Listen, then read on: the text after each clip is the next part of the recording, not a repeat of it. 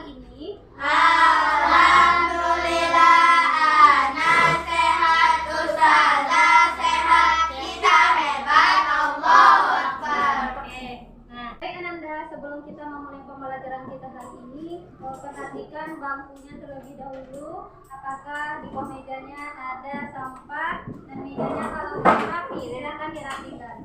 Sebelum memulai pembelajaran, kita berdoa terlebih dahulu. Silakan ketua kelas dipimpin doa.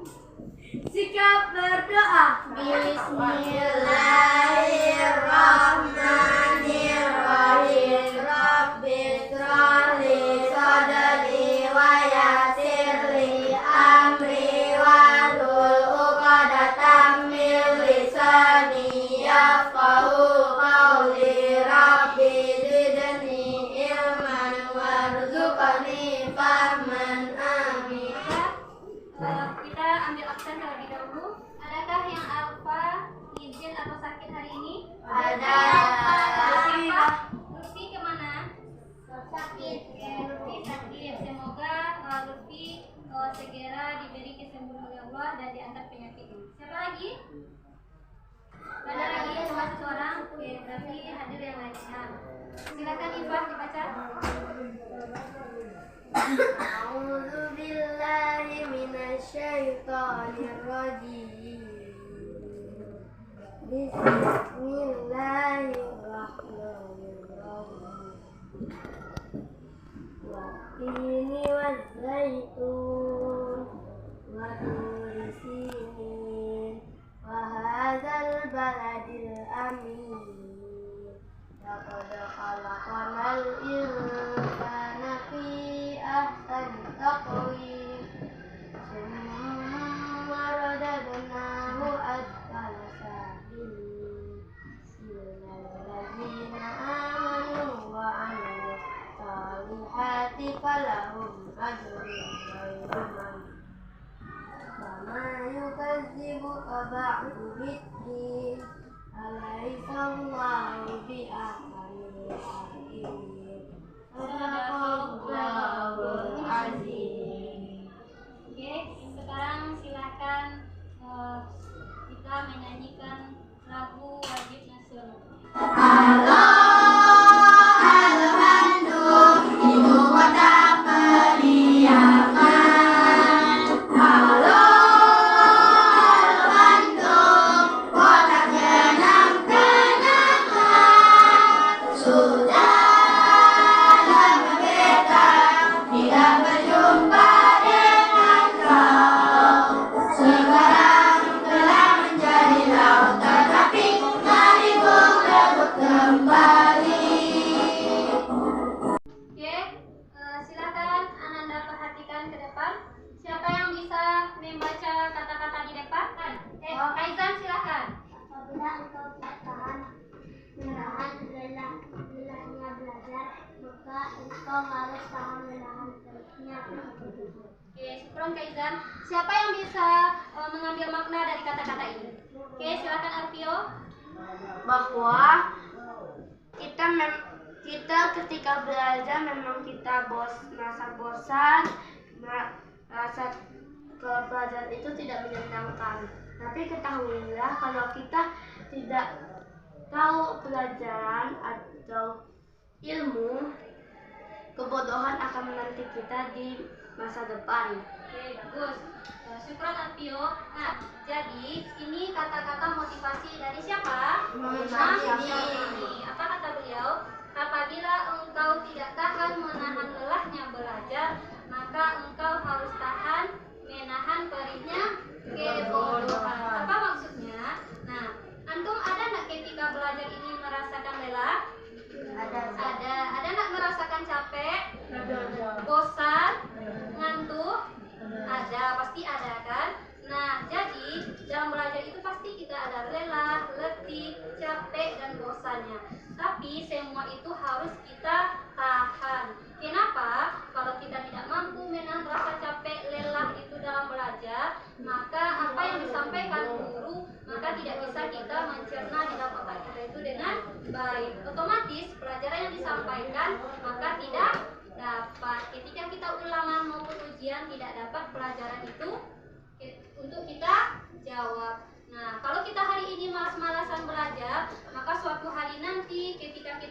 dewasa, kita akan sadar bahwa ternyata belajar itu penting. Paham? Nah, oke. Oke, anak-anak semuanya, masih ingatkah antum apa pelajaran kita minggu lalu? Masih. Kira-kira siapa yang tahu apa materi kita minggu lalu? Oke, silakan Farah. Iva? Tentang toharo. Oke, bagus. Tentang toharo. Apa itu toharo? Bersih. Oke, bagus. Oke, silakan Yafi. Suci dari hadas besar dan hadas kecil. Oke, bagus. Jadi toharo itu apa?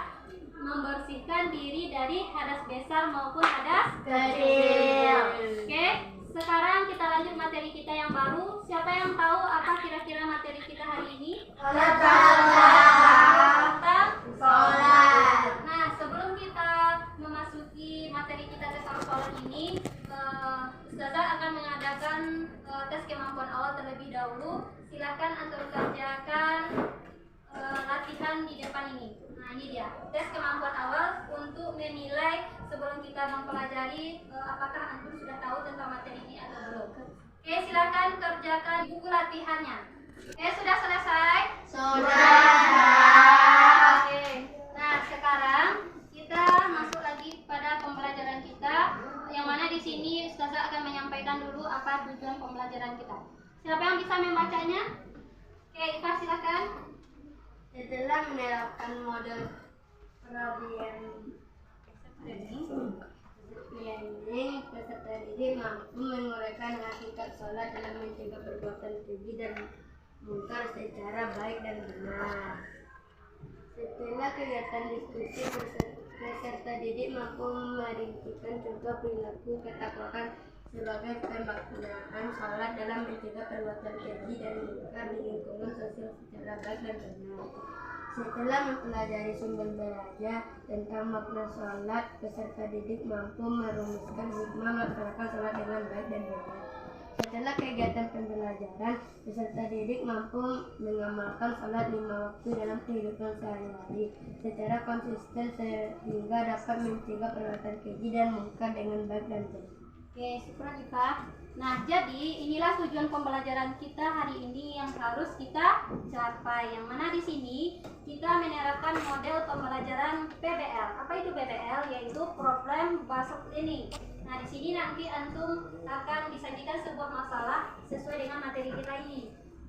Di mana nantinya antum bisa menguraikan apa itu hakikat sholat dalam mencegah perbuatan keji dan mungkar. Yang kedua yaitu dalam diskusi nanti antum mampu merincikan contoh perilaku ketakwaan sebagai pemakna sholat dalam mencegah perbuatan keji dan mungkar dengan baik dan benar. Kemudian yang ketiga, setelah mempelajari sumber belajar tentang makna sholat, antum nanti bisa merumuskan hikmah melaksanakan sholat dengan baik dan benar. Kemudian yang terakhir, antum bisa mengamalkan sholat 5 waktu dalam kehidupan sehari-hari secara konsisten sehingga dapat mencegah perbuatan keji dan mungkar. Nah, inilah tujuan pembelajaran kita hari ini. Paham tuh? Paham. Oke. Nah, sekarang Ustazah akan membagi kelompok.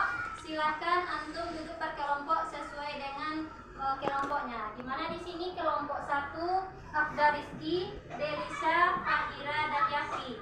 Kelompok 2 Artio, Farah, Sarah, dan Sofia. Kelompok 3 Gilang, Abil, Raihana. Kelompok 4 Faizan, Sofi, dan Ivan. Nah, nanti antum duduk per kelompok. Di dalam kelompok itu nanti antum bentuk siapa ketuanya dan siapa nanti yang bisa membacakan hasil diskusinya ke depan. Satu kelompok membacakan satu ke depan nanti. Nah, kemudian antum kerjakan yang mana tugas kelompoknya. Kelompok 1 itu membahas tentang menguraikan hakikat sholat dalam mencegah perbuatan keji dan mungkar secara baik dan benar. Yang kelompok 2 tentang sholat untuk meraih ketakwaan dalam menghindari perilaku tercela. Kelompok 3 merumuskan hikmah melaksanakan sholat dengan baik dan benar. Kelompok 4 mengamalkan sholat 5 waktu dalam kehidupan sehari-hari secara konsisten. Oke, silakan duduk per kelompok sekarang sesuai dengan nama kelompoknya. Sebelumnya ada yang mau ditanyakan? Revio? Kelompok 2 di mana? Oke. Di sini kelompok 1, kelompok 2, kelompok 3, kelompok 4. Silakan bergerak sekarang. Sebelum antum berdiskusi, silakan antum perhatikan video berikut ini dulu. Welcome to Mobile Legends! First Blood. You have slain an enemy. Double kill, triple kill, maniac. Bro, dagang. Sholat. Iya, belum ada sana. Tanggung nih. Savage. Jangan mengabaikan bagi orang itu. Kehidupannya lebih tinggi kehidupan dunia. Aku beriman. Tapi mengabaikan bagi Allah. Itu kan sama aja dengan mati. You have been slain.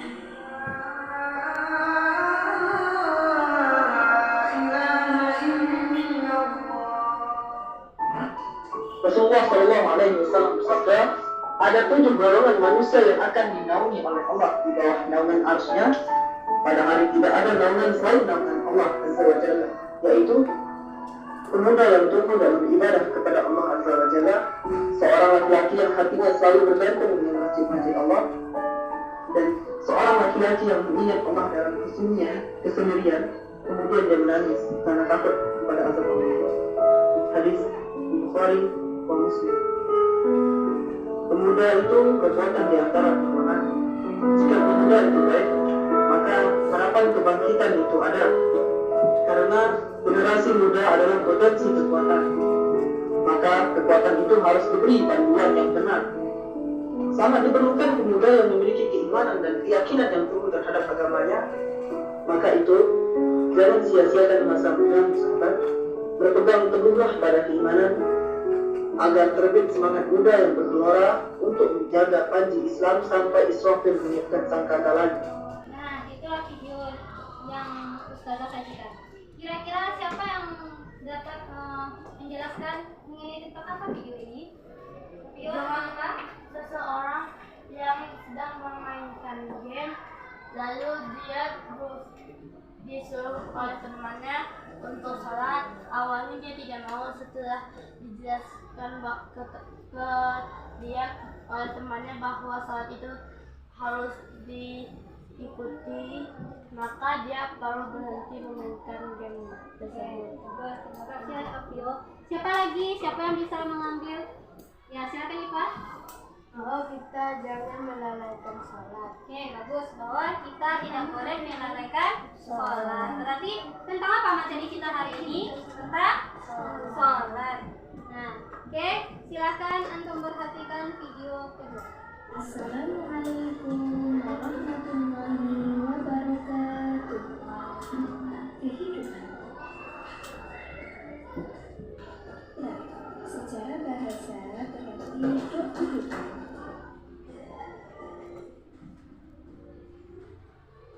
Sholat secara bahasa berarti doa, sedangkan secara istilah sholat adalah berarti ibadah yang diawali dengan takbiratul ihram dan diakhiri dengan salam yang dibacakan sesuai dengan serangkaian rukun tertentu.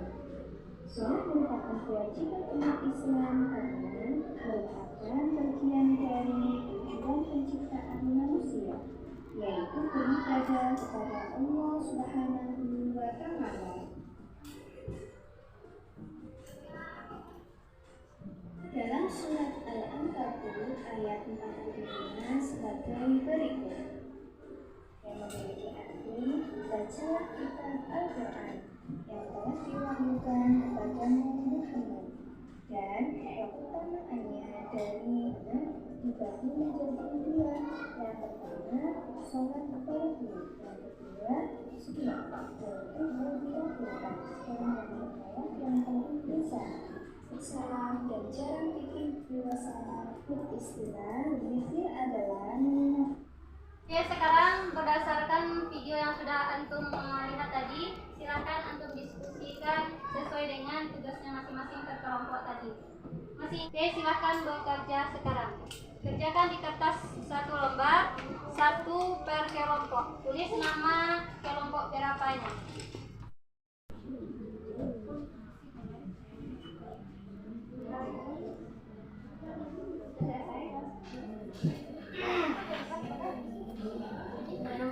Ya, ada yang tidak paham? Paham?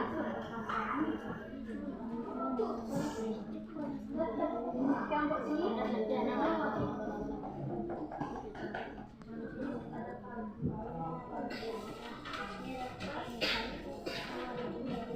Ada yang tidak paham? Selesai semuanya? Sudah? Oke, bisa kita presentasikan? Oke, sekarang kita mulai dari kelompok 1. Silakan perwakilannya mempresentasikan hasil diskusinya. Oke, kelompok yang lain mendengarkan. Kalau ada yang tidak paham nanti ditanyakan.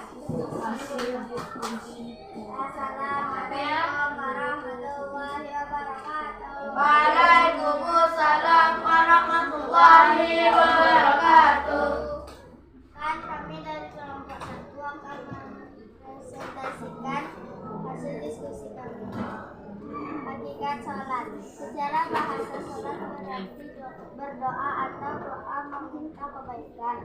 Menurut istilah, sholat adalah seluruh perbuatan dan ucapan yang dimulai dengan takbiratul ihram dan diakhiri dengan salam. Assalamualaikum warahmatullahi wabarakatuh. Waalaikumsalam warahmatullahi wabarakatuh. Oke, nah jadi kelompok 1 sudah mempresentasikan hasil diskusinya mengenai tentang hakikat sholat. Nah, yang mana ditanyakan dari kelompok 1? Paham antum mengenai tentang hakikat sholat? Paham? Oke, sekarang kita lanjut ke kelompok 2. Silakan presentasikan hasil diskusi. Assalamualaikum warahmatullahi wabarakatuh. Waalaikumsalam warahmatullahi wabarakatuh. Ana dari kelompok 2 akan mempresentasikan hasil diskusi kami. Salat untuk meraih ketakwaan dan menghindari perilaku tercela. Manusia diperintahkan untuk menaati perintah dan menjauhi larangan Allah. Seorang yang bertakwa akan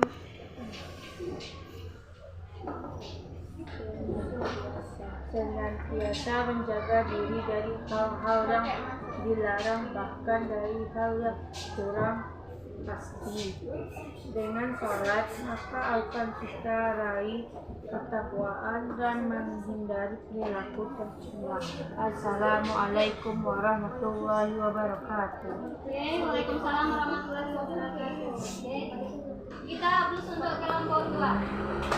Bekerja kasih bekerja. Oke, kita kasih coba untuk kelompok 2. Manis, manis, manis, manis.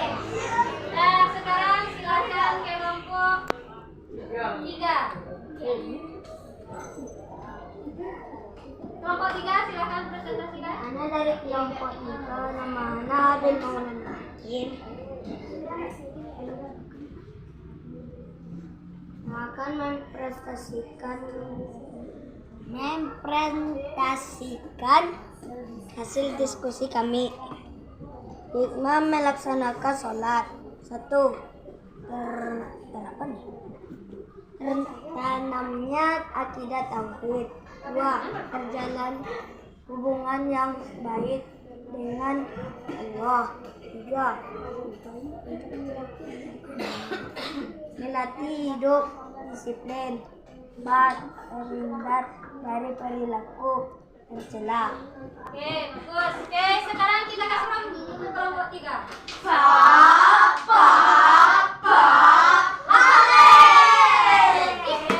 Nah, sekarang kita persilakan kelompok 4 presentasikan hasil diskusi. Assalamualaikum warahmatullahi wabarakatuh. Waalaikumsalam warahmatullahi wabarakatuh. Perkenalkan, Ana dari kelompok 4 akan mempresentasikan hasil diskusi kami. Agar konsisten dalam menjalankan sholat dapat dilakukan beberapa berikut. menyadari bahwa salat mendekatkan diri kepada Allah. 2. Memahami manfaat salat. 3. Menyadari kita akan kembali kepada Allah. Assalamualaikum warahmatullahi wabarakatuh. Waalaikumsalam warahmatullahi wabarakatuh. Oke, kita kasih coklat kelompok 4. Manis, manis, manis sekali. Oke, dan terus untuk semua kelompok. Oke, kelompok 1 dulu lagi. Kita kasih coklat untuk kelompok 1.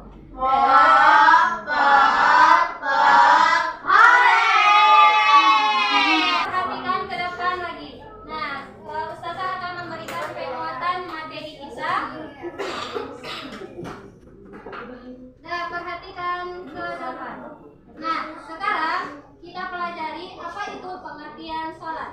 Sholat ini dapat kita artikan secara garis besarnya dari dua segi. Yang pertama dari segi bahasa, yang kedua dari segi istilah.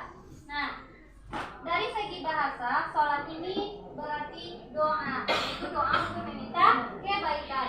Sedangkan menurut istilah adalah seluruh perbuatan yang dimulai dengan takbiratul ihram dan diakhiri dengan salam sesuai dengan ketentuan rukun dan syarat-syarat tertentu sesuai dengan syariat. Itu dia pengertian atau hakikat dari sholat. Paham tuh? Oke, sekarang kita lanjut. Sholat untuk meraih ketakwaan dan menghindari perilaku tercela. Nah, manusia diperintahkan untuk menaati perintah dan menjauhi larangan Allah. Nah, seseorang yang muslim yang bertakwa akan senantiasa menjaga diri dari perilaku tercela. Nah, dengan kita sholat, maka apabila sholat kita baik, maka perilaku kita akan terjaga. Tidak ada lagi kita melakukan perilaku menyimpang. Kalau kita sholat kita baik, maka apapun yang kita lakukan akan baik. Lalu bagaimana dengan orang yang mereka sholat tapi perilaku menyimpangnya masih ada? Kira-kira siapa yang bisa menjawab? Kenapa seseorang dia sudah sholat tapi belum terjaga dari perilaku tercela? Siapa yang bisa menjawab? Oke, silakan Ipa.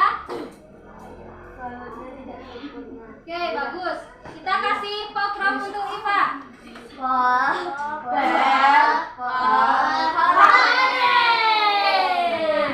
Oke, jadi kenapa seseorang mereka sholat lanjut sholatnya tapi tidak terhindar dari perilaku tercela? Karena sholatnya tidak baik, tidak sesuai dengan anjuran Rasulullah. Nah, sekarang kita masuk lagi apa hikmah dari kita melaksanakan sholat?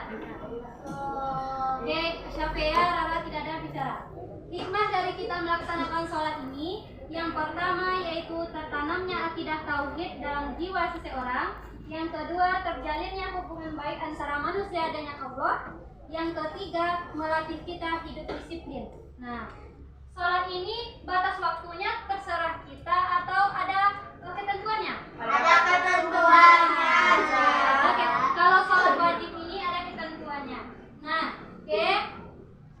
Jadi sholat ini bisa melatih kita untuk disiplin. Contohnya sholat subuh itu kira-kira jam berapa?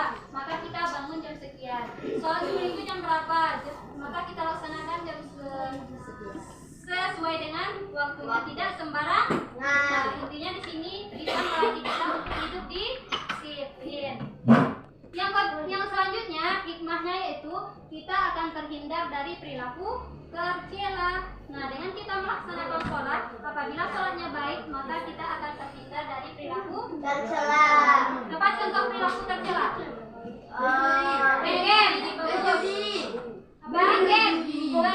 Bagus apa lagi? Berduri 1000 kali. Berfoya-foya, kayak apa lagi? Apa saya contoh perilaku Pakai tercela? main slot. Main minum. Oke. Nah, berbohong itu apakah perilaku tercela? Ya, kalau masih ada antum yang berbohong berarti perbaiki lagi sholatnya. Paham? Nah, oke, jadi itu hikmah dari melaksanakan sholat. Nah, sekarang, mengamalkan sholat 5 waktu secara istiqomah. Apa maksudnya istiqomah itu? Siapa yang tahu? Ana tahu antum apa istiqomah, Ana? istiqomah itu tidak tahu? Nah, jadi kita harus istiqomah dalam menjalankan sholat. Apa maksudnya? Nah, hari ini kita sholat, besok kita tidak sholat, tidak seperti itu. Kita harus apa? Terbiasa untuk melaksanakan sholat. Jangan seperti ibaratnya, tahu antum, seperti ayam gadis baru bertelur. Nah, jangan seperti itu. Hari ini bertelur, besok tidak. Besok bertelur, besoknya tidak seperti itu. Kita rutin. Paham? Dan sholat merupakan kewajiban yang harus dilaksanakan secara terus-menerus dalam menjalani kehidupan. Bagaimana cara kita agar konsisten menjalankan sholat? Ya, tentunya yang pertama, kita menyadari bahwa sholat untuk mendekatkan diri kepada Allah. Yang kedua, nah, dengan kita memahami manfaat sholat dalam kehidupan, maka sholat menjadikan seseorang tentram, tenang, selalu ingat kepada Allah, dan ia akan selalu bersyukur. Itu dia. Nah, kemudian menyadari bahwa kita akan kembali ke akhirat. Kalau kita tidak sadar kita akan kembali akhirat, kalau kita sadar kita akan kembali akhirat, maka kita pasti akan menjaga sholat kita, karena kita tidak tahu kapan kita akan dipanggil. Yang jelas kita harus mempersiapkan diri. Kita tidak tahu 2 menit ke depan, 5 menit ke depan, kita tidak tahu kapan kita akan dipanggil. Paham kok? Paham, Nah. Nah, oke. Nah, sampai di sini ada yang mau ditanyakan? Tidak, paham kok? Oke, sekarang silahkan antum kerjakan latihan dalam buku PAI-nya halaman 63. Uji kompetensi 1. Kerjakan di buku latihan. Jadi sholat ini sangatlah penting bagi kehidupan kita, sebagaimana sholat ini perintahnya wajib, di mana terdapat di dalam surah Al-Baqarah ayat 43. Imus sholat Tawatuz zakat tawarka'u ma'ar-rahiin. Laksanakanlah sholat, tunaikanlah sholat, laksanakanlah sholat, tunaikanlah zakat, dan rukuklah bersama orang-orang yang ruku. Nah, di situ salah satu ada perintah sholat, bahwa kita disuruh untuk melaksanakan sholat. Kemudian kita amalkan dalam kehidupan kita sehari-hari. Kita harus konsisten dalam menjalankan sholat. Kalau sholat kita baik, maka apapun yang kita lakukan akan baik. Segala perbuatan kita, tingkah laku kita akan terjaga, terhindar kita dari perbuatan perilaku tercela. Baik, sampai di sini materi kita hari ini. Untuk minggu depan materi kita tentang zikir. Antum baca materi kita untuk minggu depan tentang zikir. Silakan kerjakan latihan untuk di rumah halaman 68 di dalam buku PAI-nya. Paham tuh?